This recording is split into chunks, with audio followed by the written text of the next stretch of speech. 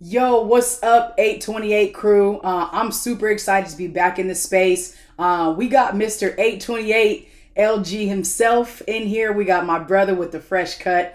Love to have you in the space. And today we're going to have a conversation. You guys are going to enter into a personal conversation. That's what I feel like this is going to be.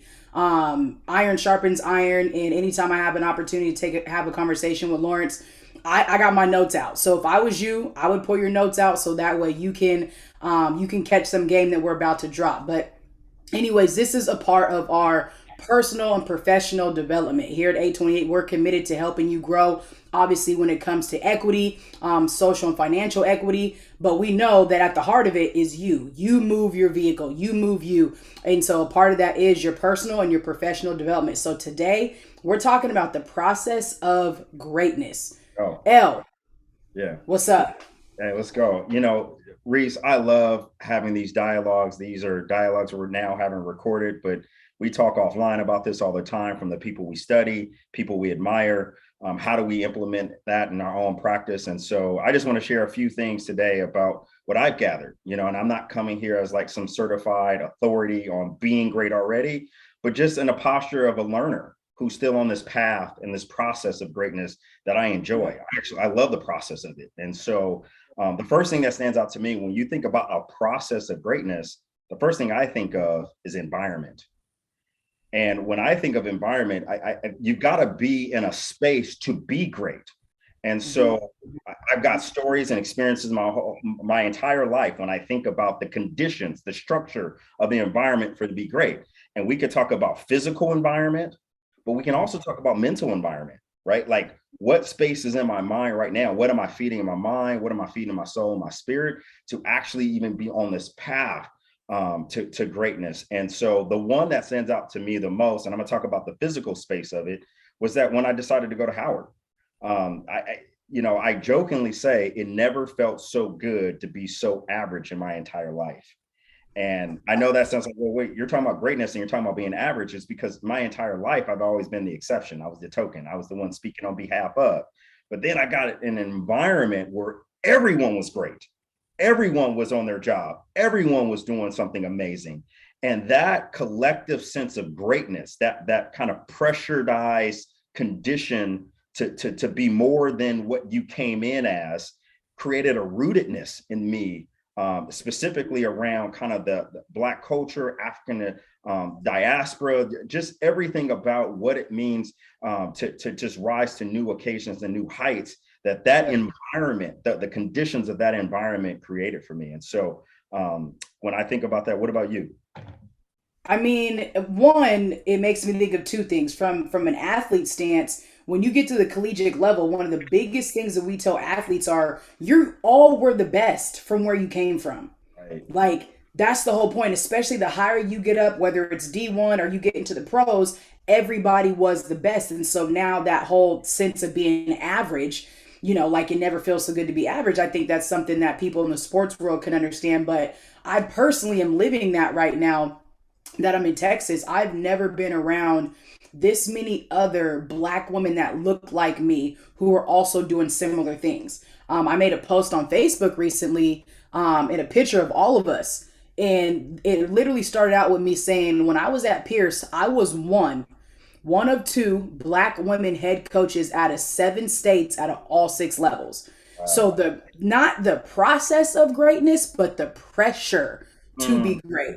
And it wasn't even just not to win, but to be above board in all ways. And we're going to Oregon, which is a sundown town, right? Nobody looks like us. People are looking at us different. So I had to literally talk to my players about the process of being great because all my players look like me.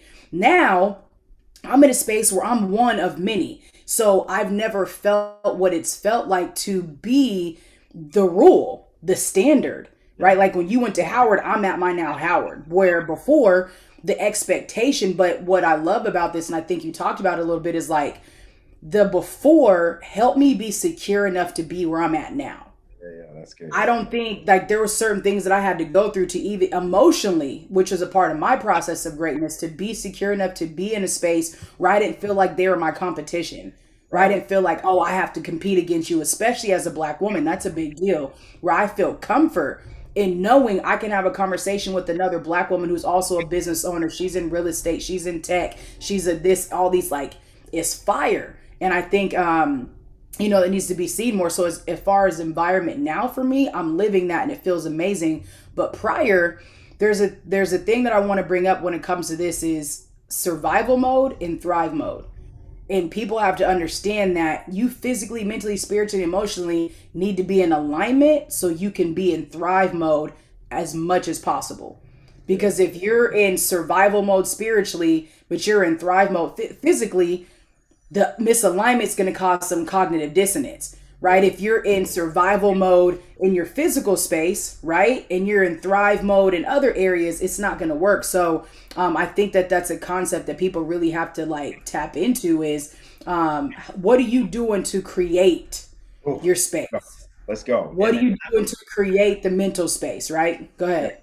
No, I was going to say, and that's exactly, because, we got to give them some steps and some tools and stuff like that. And the first thing I think is looking at the conditions of the environment right around you. What visual cues do you have in front of you that are inspiring you, right? What's around you? What do you visualize? What do you see on your mirror? What's in front of you to start that, right? How about just even maybe not in your specific workspace or living space, but what maybe right outside of you, right? Like right outside of your home, your apartment, like what's something that you can go to that can inspire you, right? That you can be drawn to, right?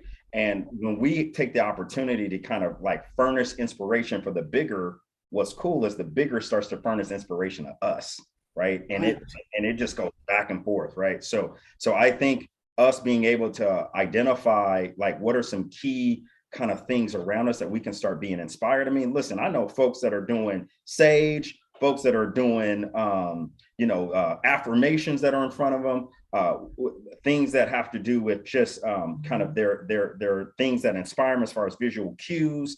All those things are important, right, in regards to just the environment around us. But I also think, though, the relationships, right, that are around us too, because that's really what we're going to, which I think leads to the second piece, which is expectations. Right. So we first talked about kind of environment, right? Physical, mental, right? Emotional, spiritual. And then the second one is expectations. And for me, I didn't realize how important it is to have the right expectations. To what does it take to actually be, successful in however way you defined it. What I do know is if you're talking about it in any form of a kind of a career sense, you got to be maniacal. And I know that's not a thing that we like to talk about anymore. I know there's some toxic, kind of behaviors that can be associated to it, but we also can't front and lie and just say that to get something extraordinary, you got to do something extraordinary. And it's got to be part of your makeup, like how you roll. And my experience of recognizing, there's a guy that I went to school with, shout out to Seahawk Channing. I didn't know what it meant to be maniacal or be just fanatical about being about your business and showing up to be great until we used to do, Coach Rees, we used to do these voter registrations across colleges in the Northeast. And we would, go from hotel and go to the school and be there all day. And then we go back to our hotel and sleep and go to the next spot, right? So that was part of it. But I will never forget the first time that we actually had to room together, going on a trip together. And we were supposed to be at a spot at 9:30. This dude woke up at 6. Like it was a pregame, Coach Rees. Like he was doing his pre-work before the work. So he was already setting up his contacts. He was doing this, he was doing that. Now, mind you, all this stuff we were supposed to do at 9, right? Together. And what I realized, and it reminded me of Kobe Bryant, it reminded me of how Kobe would have his first workout at 4 a.m., be done at 6:30. Most people are just getting up to do, and he's already got one workout in, right? And that's when I realized some people are just doing it different. Some people are just showing up different. Some people are preparing different. Some people are activating different. And unfortunately, right, when we have ambitions, we have goals, and we have dreams, but our expectations as far as what it takes to get there isn't matching up, we become delusional. And I watch it, and it hurts, coach, like to watch, listen to people, and I'm like, but you don't really know what it takes. You're not really putting in the work. And I know I'm speaking smoke right now, but I'm being honest. And I watched, and again, one of the things, and you and I both have talked about this, I can kind of know where somebody's going. Is all I need to do is spend 3 days with you to see how you manage your time. All I need to know is how you do that. And that tells me everything about where things are going, right? And so us having the healthy expectation, but we need the right exposure to know what it takes to go down this process of greatness. What about you? Look, don't get me started, okay? I got a couple things here. Your job is to speak the truth, so we're gonna say that piece. It goes back to me. I have this saying: I am who I am because of who I am. Period. Like who I am. So I make certain things a part of my makeup, right? Because some people don't understand, right? You just mentioned makeup, but some people have to go out and get the makeup. Some people got to go to the Mac store. Some people got to go, you know what I'm saying, to Sephora, right? I'm speaking woman actual makeup, but like some of you have to go out and get the coaching. Some of you have to go out and get the mentorship. You got to go out and get the inspiration because you need somebody, you might need somebody to pull it out of you to show you that it's in there, Yeah. right? Because I believe that we're all born and gifted with everything it is that we need, right? We have our needs, we have our wants, but a lot of us are relying on it to just happen. And I think anybody who's on the process of greatness will tell you, just happen. This didn't just happen. There's been, and that's where the whole blood, sweat, and tears comes into play. So I am who I am because of who I am, right? I'm a disciplined person, therefore I am who I am, right? I'm a person of integrity, that's where I am who I am, right? I'm intentional, I am who I am. But I haven't always been this way. And so I think if somebody starts to say, what are the habits, right? You think back to our very first professional and personal development, we talked about habits. So I'm going to swing this right back around. My morning routine before 6 a.m., I've already been inspired by some mentors. I've read a book and listened to a podcast. Now I'm not telling you to do that, but that makes me who I am, right? I'm on that mama mentality. That's who I am, right? But the other part though too is in my journal, I keep a log. What inspired me today? I literally keep a log. And sometimes it's like, dang, I wasn't really inspired today. Sometimes I inspire me today because I'm like, oh, I see you, coach. Yeah. But it just is what it is, right? And the other thing about that is when you talk about expectations, it's what do I expect of me and what do the others around me expect of me? So I know that you and T expect something out of me, right? I know that I expect stuff out of me. I know that other people in my life, right? Because if I'm going to be in a village, I need my village to hold me to a specific standard and to hold me accountable, right? So I'm not afraid to put my dreams and things out there, and then I need you to hold me accountable to it. Yeah. So again, separation is caused by preparation. Preparation will always create separation regardless, but you can't prepare if you're not being intentional. And I think too often we just want things to just happen, and our expectation is that they will just happen when you got it twisted. You need to set the intention and then the expectation, not just expect for things to just happen for you. So tell me your thoughts on that. No, I love it. And I think that's when we really get, we start drilling down between the distinction between somebody's wants, their beliefs, and what they expect, right? And in reality, what really happens during the path of greatness is that you get what you expect, right? You get what you put in, not what you want, not what you believe, it's what you expect, right? Through that journey and through that process. But I also want to connect to something you said earlier about how when you showed up in this new living environment and space and these new coaches and kind of your Howard, the way you describe it, you had to do some prep work to show up to even know that you're good being here, right?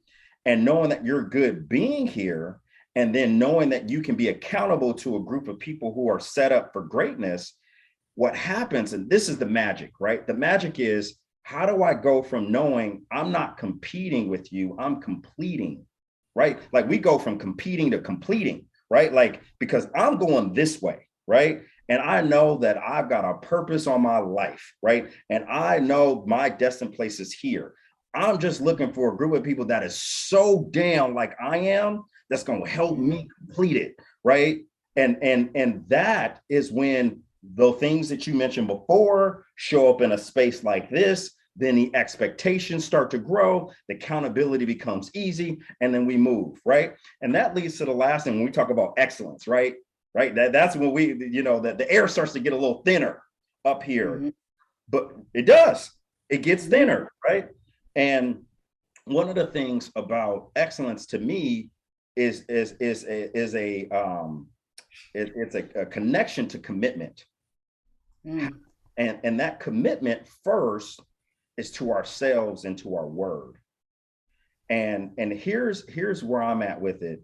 And I got a story about it. And listen, let me be the first to say, I'm not 100% following through on every single thing I say every single time, but I'm probably in my 90s. You know what I'm saying? It's probably pretty high, right? And just to give you an idea, and I used that word earlier about maniacal. I watched people who are committed to their word, right? For agreements, if y'all know about that, right? Like how maniacal they are about the intentionality about their word and what they're saying, how they follow through. I'm so to the point, and Talisha knows it, that I remember one time, this is how, when you talk about cheering yourself, this is how I knew, like, okay, I'm wired different. I had made a promise that I was going to put a letter in a mailbox, and I forgot who it was for, what it was for. But Talisha and I ended up going on a surprise trip. And I had that letter with me all day. We get home about midnight, coach. We tired. We got our bags, right? We're about to go inside. And I said, oh, wait a minute, I got to go to the mailbox. Talisha's like, why? Why do you need to go to the mailbox? It's after midnight. The mail's not coming, right? I said, because I told myself I was going to do it. So here's the point. It has no impact on anyone else, right? Like the person who's going to receive is not going to get it any earlier or any late, right? Like the mail carrier is not going to, like, they're not coming out, right? Like it has nothing to do with anyone else except myself. And here's the reality. I'm taking it there, relationships and accountability. The reason why things don't work out well is because the trust isn't there. But here's the reality. The trust sometimes isn't there because people don't even trust what they say they're going to do. So here's the thing. If you can't trust what you're going to even say, what you say about what you want, how are you going to even trust to hear me when I talk about what I am going to do? Mm-hmm. Listen, let me bite back real quick. I'm here for all the smoke. I'm not, right. I'm here. I'm taking it, and here's why I love that, because I believe the same thing. Like, if you're not even a person of your word, when I talk about integrity, more times than not, I'm speaking to just being a person of your word. So as a coach, I literally have my players talk on defense, and I tell them, say what you are doing. Period. The reason why I tell you to say what you're doing, yes, it's going to make you a better basketball player, but it's also going to help you become a woman of your word, because you're going to notice if your body is doing something different than what you're saying, we got an issue. So if I can train you here to do that, when you get into life, it's easy. Yeah. And for me, one of my strengths as a strengths finder coach, let me know if you're trying to get some action, is responsibility. What comes with that is accountability. So before, I just thought that was like, I just was from my faith, right? Just being somebody and who was raised to be a person of integrity and such. But then it really is a part of my makeup. Responsibility and accountability and discipline are just things that I gravitate towards and I hunger for. So very similar to you, like, because I said it. It don't have nothing to do with nobody else. I'm not playing me. And my level of self-respect has risen so high that I have a new meter. And I've noticed it within the last couple months, like, ooh, I have a new meter. My new gauge is different because I'm not playing me. I used to really not play me, but now this relationship has gotten so good. You're in for a world of hurt, because you're not gonna have no access to me if you ain't good with you. Yeah. You know what I'm saying? Because I'm not gonna allow you to project. Yeah. right? And so, and not saying that we can't be cool if you're not on a process of greatness, but my self awareness is at a level because we're talking about that internal piece, right? So when you're talking about creating an expectation mentally, you're talking about creating an environment mentally. That's going to impact your thoughts. That's going to impact your words. So now I'm not just saying stuff. I'm Yeah. not just throwing things out there for the heck of it. Now I'm slow to speak and I'm quick to listen because I understand the power of words. We're talking about affirmations. I use confidence mantras, right, to help and build my confidence up. And so I think you're talking about excellence and being a person of our word. That is the very first place you have to start is your relationship with yourself. Yeah. After you go from your relationship with yourself, then you can really start. And we always talk about self love, right? And self love being something, but I think people don't understand that you being committed to excellence and being committed to the process of greatness is also a form of self love, Absolutely. right? It's also a form of self care. Yeah. Those are things that are going to help you personally and professionally and relationally, right? Help you grow in your emotional intelligence, which also equate to getting a bigger bag. But people don't always see that, Yeah. right? We want to talk about the end game. Let's talk about the end game and work our way backwards, right? So I'm 100% on with that. Being a person of your word, I think, is there's few and far between of how many people I think that are out there. And it sucks because that's going to prevent us from dismantling the systems that we ultimately need to dismantle because cats is out here lying to themselves and everybody else. And that's what sucks to some degree when you talk about, because that lying to the self is the delusion. Yeah. And Yep. I think all of us have heard, the delusion is rooted in a denial, and denial is an acronym that says, don't even notice I'm lying to myself. Right. And so now Mm-hmm. there's another set of issues that are happening internally. Right. And so then here's what happens, right? When that begins to happen, there's no accountability, there's no self-responsibility. It's always someone else, it's always something else, right? Opportunities are coming left and right. And I don't know if you've ever heard this acronym for poor, and I get it. There's structural poverty, and that's why I do equity. So we don't even got to address that. But we could talk about personal poverty in the aspect of how it's a condition to some degree, where it's an acronym: passing over opportunities regularly. Mm-hmm. Passing over opportunities regularly, meaning that there's an opportunity to follow through on what you said you didn't do it. There's an opportunity to when someone gave you a lob to finish it, to follow through on something, you didn't do it, right? Mm-hmm. And not even realizing, like, this is how the condition starts of the cycle, because the opportunity was there. It was Mm-hmm. there. I got a question for you. Is that because, again, outside of the structural pieces, that's what we expected? We expected it not to come our way. Our expectations lined up with our actions. So we just started acting in that way and we're in denial and we're passing things up because we're not even positioned. So if you're not even positioned to try to get what you're trying to get, that goes back to your expectations in your environment. So I think if you are trying to be on a process of greatness. Go ahead. Yep. Go Yeah, ahead. I see it. you're talking, and and I just want to take a moment and pause and just acknowledge that um, I've been there, and I would say to some degree I'm still there at times, right? So I want to acknowledge the humanity and the brokenness in us, right? And the reality of why we stay stuck is because we're not addressing our wound. And there's two things, right, that are vital. And when you talk about, like, I expected it not to work out for me, right? Mm-hmm. It's because I have to address a wound of why I even expect that. What's happened for me to expect for this not to work out for me? And reality is the conditions of our people, specifically Black and brown folks, right, and indigenous folks, like, we're used to a life of harm.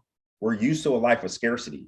We're used to a life of backbiting. We're used to a life to, you know what I'm saying? Like, so we're used to expecting the worst. We're expecting the shoe to drop. We're expecting, right? I remember when I met a multimillionaire. This was several years ago, and he looked at me, and I think he saw right through me, and he said, "Things will change for you when you start having a plan for success more than you start having a plan for avoiding failure." Mm-hmm. And what that told me was I was so used to something bad happening, someone coming right. I positioned myself right in a way to make sure that I was covered, I was cushioned here, but I never gone beyond thinking being okay or being on the defensive. I was always on defense. I was never on offense, right? About how things could work out for my life. And I just want to take a moment and pause because I do want to acknowledge that. Like, if I don't address the wound, I can't address my needs. If I Mm-hmm. don't address my needs, I can't even really get to a place of a healthy desire of expectations of becoming all the things that I'm purposed to be, which goes back to the beginning why sometimes the environment has to change. And this is a word for somebody right now. You working hard, you're brilliant, you have ideas, but your environment needs to change and you know it. You are connected to, tied to situations, people, and things that are bringing you down. Mm-hmm.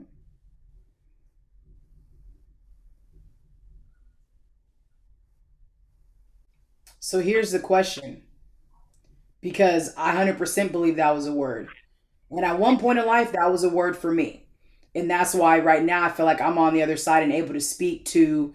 I said this the other day, like, don't allow anybody to pigeonhole you or put you in a box and make you feel like you're taking up space when you shouldn't be. So if you feel like you're in that space, I would say connect with somebody that you trust, connect with yourself, right? And figure out, why am I even allowing whatever it is, right? Like, really start to analyze and really go into some self introspection, have some interpersonal conversation.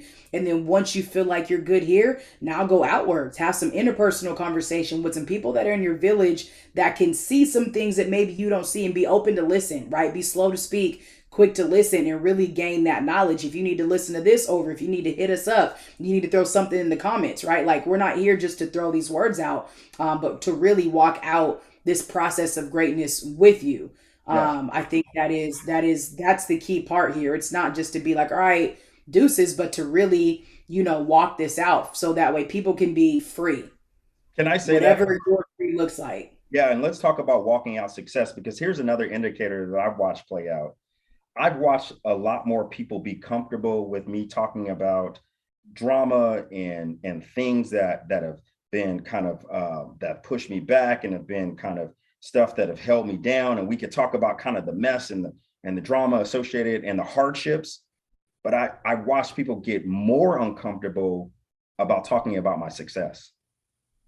And that's another thing to pay attention to. Like, you got to watch folks, man, like how comfortable they could be about talking about everything that the struggle is, but they can't talk about your progress.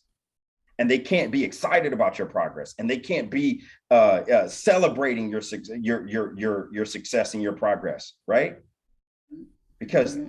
your progress starts to put a light on them. Mm-hmm. And you got to be around people that are comfortable with your success. Hear what I'm saying? You got to get really comfortable with people getting comfortable with your success. And if they're not really, they're not in. And it's cool. Like seriously, like I got layers and circles of people that I just interact. And guess what? I love them all. Love them, right? I just know what part of the circle is and what isn't. Man, I'm talking too much, man. Get me off this camera. Look, no, look, I was saying we're about that's a whole nother that's Yeah, part two. That's yeah, part two of the process of greatness, because we didn't even really we talked about environment, but there's levels to environment, right? We yeah, talked about the mental, the interpersonal, and the physical. yeah. So, L, you're speaking straight facts, and some people aren't ready to hear it, and some people are, and that's why we're doing it, right? Because there's levels to it. Those ain't ready to hear it, cool. The ones that are gonna take action, period, Right. right? And the ones that rock with it are gonna be like 100%. It is what it is, right? So as we wind down here, we had three areas. We've got environment, expectation, and excellence. And honestly, it all starts with you, right? It starts with the person. Like, there's a saying, nobody else can want it for you more than you do. You can't help somebody more than they want to help themselves, right? Like all those things, and you can't really love somebody unless they love themselves. Very true. We got to fight for the truth behind cliches, and I think all those reign true here. The process of greatness is exactly what we're saying. It's a process. We're not saying that we've arrived because it's a destination. I got this Puma shirt on for Nipsey, right? It's a marathon.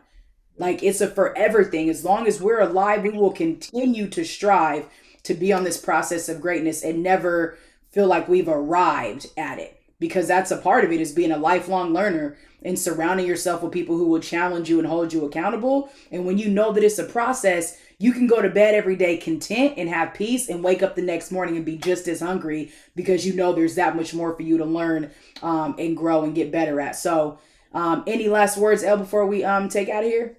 No, I love that how you say we bring life to those success cliches again, because it's true, right? That we're not saying anything that I imagine a lot of folks haven't heard already before. I think it's just we're providing an invitation for those who are watching and listening, like, come join us. You know what I mean? Yep. We got room here at the table for you. But hey, I'm telling you, we going. That's it.